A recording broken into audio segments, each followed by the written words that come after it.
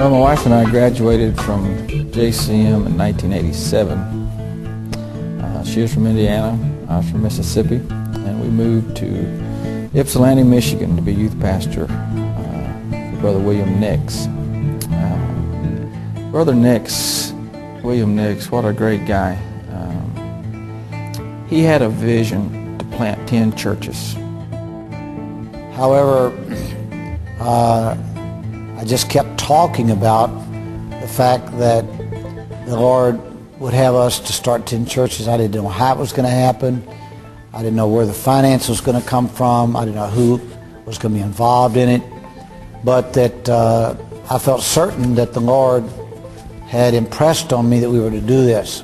5 or 6 years after the Lord first dealt with me, Brother and Sister Guerrero went to Detroit. 16 years ago, we went, my family and I, to the city of Detroit. Some of those first services, there was maybe 10 in attendance, and through the help of the Ypsilanti Church and neighboring pastors, God blessed, and the church grew. 16 years later, there are now approximately 160 people, members of that church, and all as a result of the cooperative effort by neighboring pastors, the vision of Bishop William Nix in seeing new churches started in that area. It could not have been done or accomplished without that cooperative effort. And of course, being youth pastor, part of the involvement was to take kids down there and knock doors and try to help Brother Guerrero any way we could.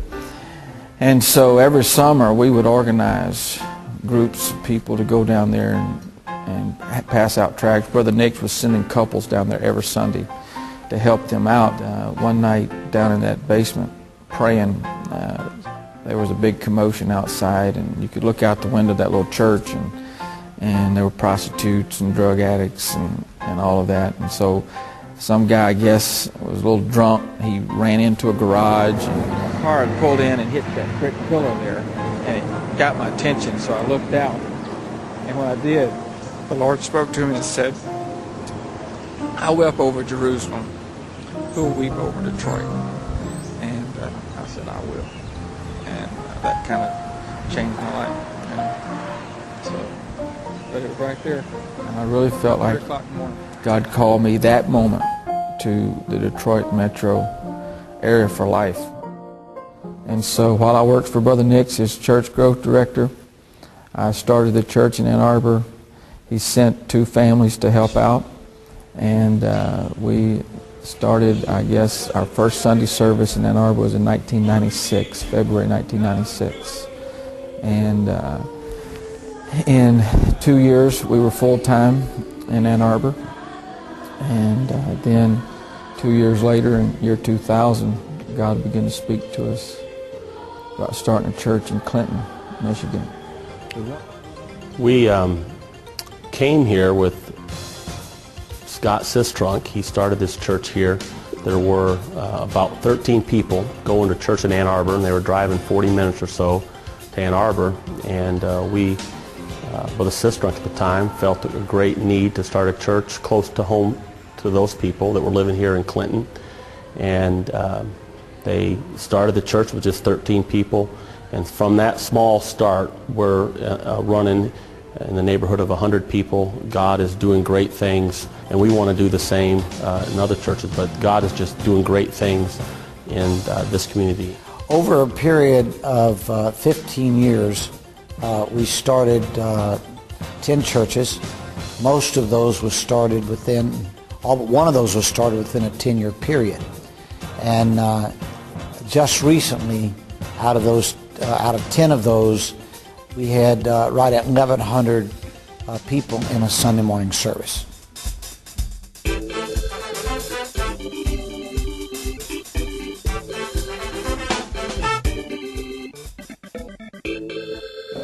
We turned that church over to Brother and Sister Richmond, who worked with us down there in September. And I felt like God said, okay, you're going to be doing this the rest of your life. And got to thinking about the foreign missions model. You know, that's what a foreign missionary does. He doesn't pastor the church that he started, even if he's involved in starting it, even if he starts it, you know. He's always looking for somebody to take it so he can go to the next area and open up another church. And I felt like God said, that's what I want you to do. And, you know, Brother Nix, over the years we started Detroit, we started Westland, Ann Arbor, together we did Clinton, Livonia, we helped with Romulus, and so we're all just kind of friends here. And so we've worked together, we've helped each other on our projects. We've committed to every church that we plant together. Just last year, God gave us an opportunity to buy 9 acres of property on the freeway in Ann Arbor, Michigan. What an incredible blessing. We bought the property with the help of Ypsilanti, primarily Clinton. We all come together. They helped us to buy the property. But this is an awesome piece of property. I can see a church right there, church set where everybody can know that there's an apostolic church that preaches the truth. When the Lord spoke to me, He immediately showed me, or brought to my mind, that we lived in an area of 6 million people. The closest church to our church was 25 miles. The next one was 35 miles. And there were hundreds of thousands of people in between these churches, and there was nobody that was there to even tell them. Most of them having never heard the true gospel of Jesus Christ. It is such a need to have more churches in Detroit, churches in their neighborhoods that they can walk to, and they don't have to drive long ways to go to. We want to start 100 churches in the next 30 years, 100 churches. And I know by God's help we can do it.